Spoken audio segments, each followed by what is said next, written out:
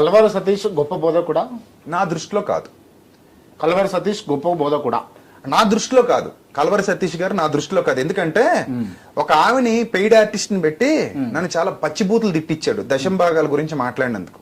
అంటే ఇప్పటివరకు నేను పబ్లిక్ లో మాట్లాడలేదు. ద ఫస్ట్ టైం నేను మీకు చెప్తున్నా ఈ విషయాన్ని. చాలా పచ్చిబూతులు తిట్టించాడు. ఆవిడ ఎంత దారుణంగా నన్ను తిట్టిందంటే వీడియోలో చాలా భయంకరంగా తిట్టింది.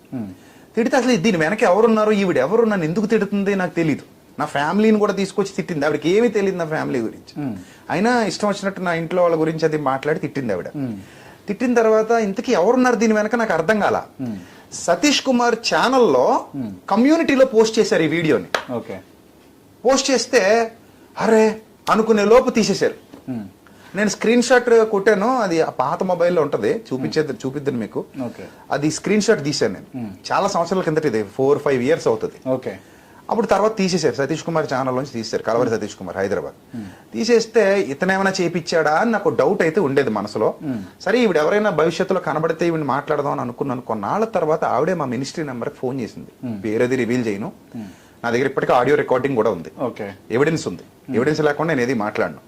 సో ఆవిడ నాకు ఫోన్ చేసి తప్పు అయిపోయిందండి, నేను చాలా తప్పు చేశాను, దానికి ప్రతిఫలం అనుభవిస్తున్నాను, నా కూతురు చచ్చిపోయింది, ఇప్పుడు చాలా బాధలో ఉన్నానండి, మిమ్మల్ని అన్యాయంగా దూషించాను, నన్ను క్షమించండి, మీ గురించి నాకు ఏమీ తెలీదు, చాలా తప్పుగా మాట్లాడానండి మీ గురించి అని చాలా బోర్ని ఏడుస్తుంది. నేను అప్పుడు అడిగానమ్మా, అసలు నువ్వెవరో నాకు తెలియదు, నీ మీద నాకేం కోపం లేదు, ద్వేషం లేదు, నువ్వు తిట్టావులే. బాగా వైరల్ అయింది వీడియో అది. ఒక ఆడావిడ నన్ను తిట్టడం అంటే మరి వైరల్ అవుతుంది కదా. భయంకరంగా తిట్టింది. మా బంధువులు కూడా నాకు వాట్సాప్ లో పంపించేవారు, ఎవర్రా నేను ఇలా తిడుతుందంటే నాకు తెలీదు అన్నయ్య, నాకు తెలియదు మామయ్య అని మా బంధువులు కూడా చెప్పేవాడిని. వాళ్ళు హిందువులే. పంపించాడు. ఫోన్ క్యాజువల్ గా తీసుకున్నాను నేను. కొన్నాళ్ళు మా ఆవిడ ఏడ్చింది, ఎవరండి ఇలా తిడుతున్నారు, లైట్ తీసుకెళ్ళంటే పట్టించుకోకు, ఆవిడ ఎవరో మనకు తెలీదు, దానికి నువ్వు ఏడవలసిన పనే ఉంది, వదిలే అని చెప్పేసి నేను తన్ని ఓదార్చా. ఆ తర్వాత లేటెస్ట్ గా ఒక 1 year ఎంతో అవుతుంది, నాకు ఫోన్ చేసింది, మా మినిస్ట్రీకి చేసింది. నేను పోతున్నా ఎక్కడికో మీటింగ్కి, కారులో మాట్లాడితే చెప్పింది, ఇలా జరిగిందండి, నేను అస్సలు మాట్లాడాలని అనుకోలేదు, వేరే వాళ్ళకని చెప్పి మీ గురించి నన్ను కూర్చోబెట్టి నా గురించి మాట్లాడించి మీకోసం నాకు చెడ్డగా మాట్లాడించి వీడియో పెట్టించారండి అని చెప్పింది. అప్పటి వరకు సతీష్ కుమార్ గారి మీద కొంతైనా ఒక మంచి అభిప్రాయం ఉండేది. అప్పుడు అనిపించింది ఎంత దుర్మార్గుడా ఇతను, చిచ్చి అనిపించింది అనమాట. వేస్ట్, అది తప్పు కదా అది. నేను దశంభాగాల గురించి మాట్లాడా. దశంభాగాలు అనేవి ఓల్డ్ టెస్టిమెంట్ లోవి, కొత్త నిబంధన ప్రకారంగా మనం ఎవరిని ఇబ్బంది పెట్టకూడదు. ఒక చర్చి నడవాలన్నా, ఆలయం నడవాలన్నా, మసీదు నడవాలన్నా భక్తులు కానుకలు ఇవ్వాలి, లేకపోతే వ్యవస్థ నడవదు. అది ఒక మినిస్ట్రీ నిర్వహించబడాలంటే డబ్బు కావాలి, డబ్బు లేకుండా మినిస్ట్రీ నిర్వహించలేము. సో మీరు బలవంతంగా మీరు ఇంత ఇవ్వాలని అడగండి. దశంభాగాలు అనే వాటిని కొత్త నిబంధన సపోర్ట్ చేయదు. కొత్త నిబంధనలో హృదయపూర్వకంగా మనసులో నిశ్చయించుకున్నది మాత్రమే ఇవ్వాలి, ఇవ్వకూడదని నేను చెప్పలేదు. ఒక పని జరగాలి కాబట్టి, ఒక వ్యవస్థ నడవాలి కాబట్టి భక్తులు సపోర్ట్ చేయాలి, దాన్ని విశ్వసించిన వాళ్ళు. అది హృదయంలో నిశ్చయించుకునే ప్రకారం ఇవ్వాలి. మీ కలిమిలో ఇవ్వండి, ఆ పనిని బట్టి ఇవ్వండి. ఒక ప్రోగ్రామ్ ఉంది, ఓహో ఇంత పెద్ద ప్రోగ్రామ్ జరుగుతుంది, మనం ఇవ్వాలి, ఎఫర్ట్ పెట్టాలి. లేదా మందిర నిర్మాణం జరుగుతుంది, మనం ఇవ్వాలి, మనం ఎఫర్ట్ పెట్టాలి. లేదా మీటింగ్ జరుగుతుంది, మనం ఇవ్వాలి. లేదా అన్నదానం జరుగుతుంది, మనం ఇవ్వాలి. లేదా ఎవరికో వృద్ధులకో వికలాంగులకో ఏదో చేస్తున్నారు, మనం ఇవ్వాలి.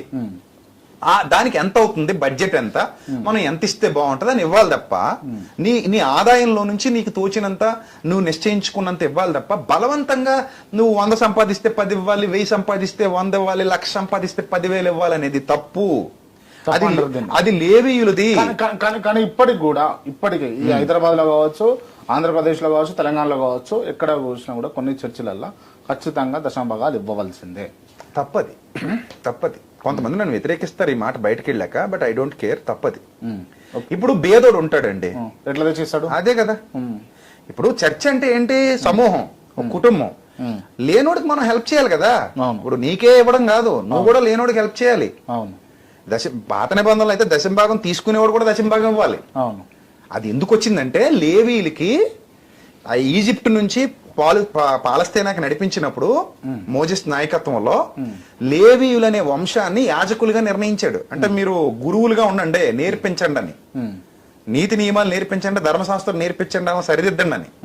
అప్పుడు మరి మేము పని పాట చేసుకోం కదా పూజారులాగే మేము భక్తి పారవశ్యంలో ఉండి భక్తులందరికీ ఉపయోగపడే గుంపులో ఉంటాం మేము పని పాట చేసుకోవడానికి కుదరదు కదా మరి ఎప్పుడు అర్చన ఆచారాదుల్లో ఈ హోమాల్లో ఉండాలి ధర్మశాస్త్రం ప్రకారంగా Okay. సేమ్ మన పురోహితులు ఎలాగైతే యజ్ఞయాగాదులు ఉంటాయో ధర్మశాస్త్రంలో కూడా యజ్ఞయాగాదులు ఉంటాయి అవన్నీ చెయ్యాలి కదా అన్నప్పుడు మరి మీకు పని పాట చేసుకోవడం కుదరదు కాబట్టి వీళ్ళు ఇచ్చే దశంభాగాలు తీసుకుని మీరు బతకండి అంటాడు.